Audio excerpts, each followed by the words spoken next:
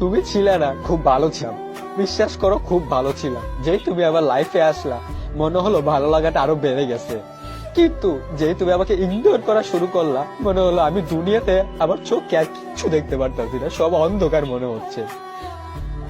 তোমাকে এতটা পরিমাণে ভালোবাসি, আর সেই তুমি কিনা আমাকে ইগনোর করো।